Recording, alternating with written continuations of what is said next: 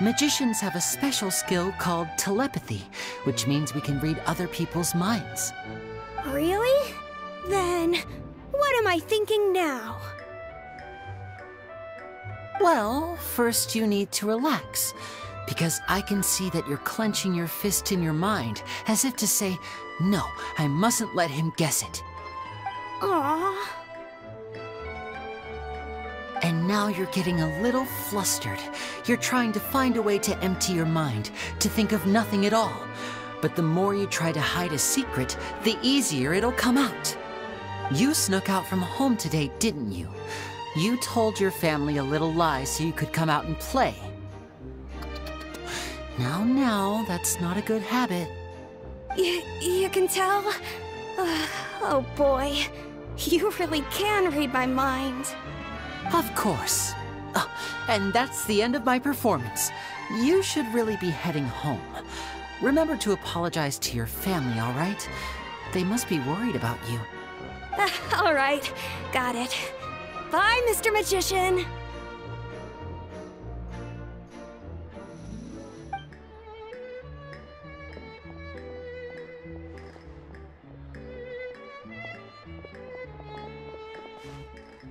Hey, Lenny?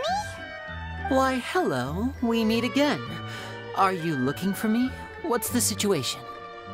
Well, why don't you guess, Mr. Telepathic? Oh, please. You didn't believe that spiel, did you? The power of telepathy is quite beyond me. I'm sure that child would beg to differ. Seemed like you were right on the money. That was nothing more than a little trickery. I made an educated guess based on his micro-expressions. That, plus the fact that he was the only kid here without his parents, and he looked as guilty as sin. He made it easy for me. You guys, on the other hand... Let me guess. Don't tell me you're here for the Phantom Weasel, are you? Wow, got it in one! Is this more of your trickery at work? Wait, really? No trickery this time. It was pure luck. His warning letter's been the talk of the town, so I figured that maybe you were asking around about that. Bingo! I plan on writing a column reporting on the latest news about the Phantom Weasel. So, Lenny, what are your thoughts on this infamous thief's reappearance? To be honest, it makes me angry. Angry? Why? You read his letter, right? The Phantom Weasel claims he's planning something in 3 nights' time at the Opera House. That's the night I'll be performing there. Huh. What are the chances? Wait a minute, you don't think he's after you, do you? Well, if he is, then his warning is clearly a direct challenge to me personally.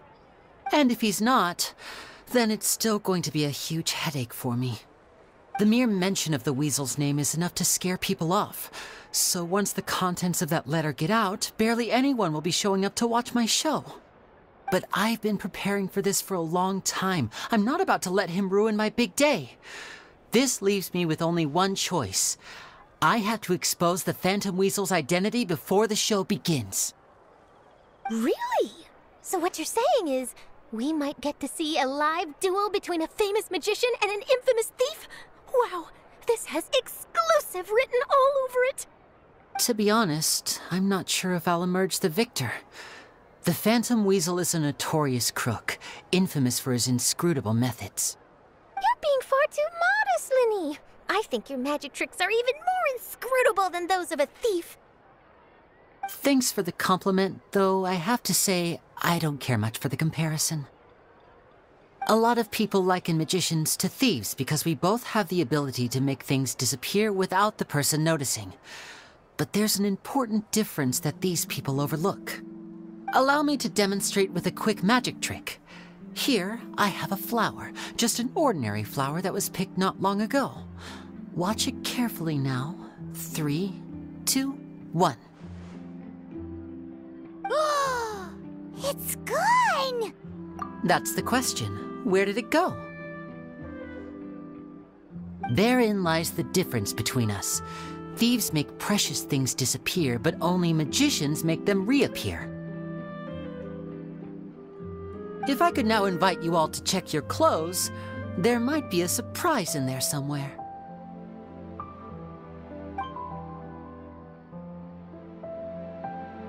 A surprise? Let me see!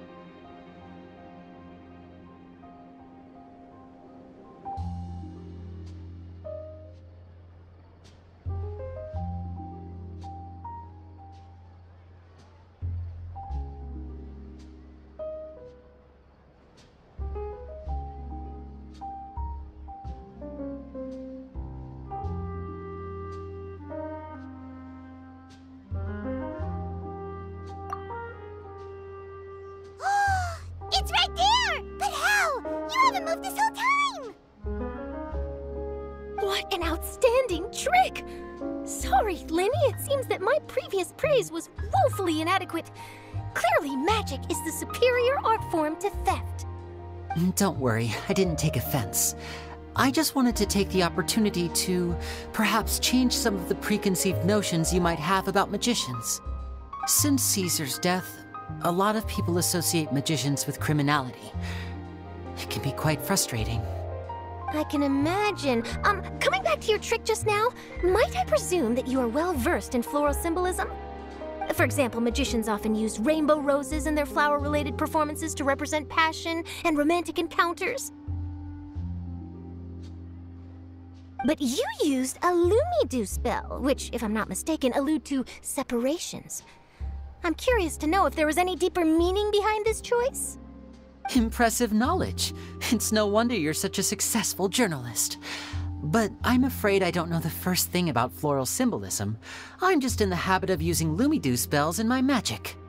It sounds like something I should look into, though. I'll buy myself a copy of Fontaine's Floral Language Facts when I have some time. But it'll have to wait until this Phantom Weasel business is behind us. Well noted. In that case, this brings us to the end of our interview. I, for one, am looking forward to the final showdown between you and the thief. Please feel free to get in touch to update me on any further developments. Otherwise, I will of course see you at your show in 3 days' time, but let's hope the Phantom Weasel is caught by then. If there's nothing else, I'll be off. You've given me lots to work with here, and I've got no time to lose if I want to write that exclusive piece. I'll see you all later.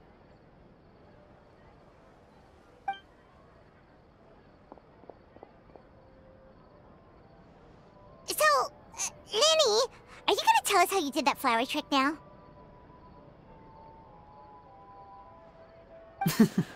I'm afraid that's my little secret. Aww. Well, magicians are entitled to their secrets.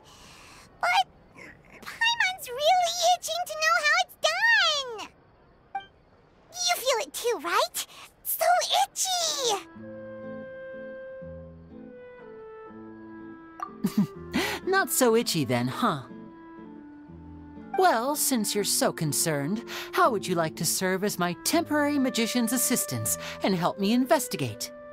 Magician's assistants? Oh, that sounds fun! Assistants are technically magicians too!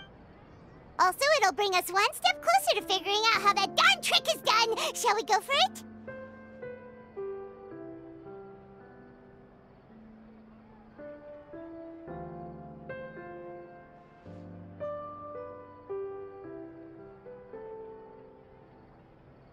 Excellent. Thank you for putting your trust in moi. The first thing we need to look into is who Caesar really was. If he truly was the Phantom Weasel, that means that the Weasel is dead, and whoever wrote this warning letter is just a copycat criminal. But if he wasn't the Weasel? Well, that'll make things more interesting. It would mean that the Weasel lives, and he's been laying low all this time in some corner of Fontaine. And if we're investigating Caesar, his fiancée Gemma is a good place to start.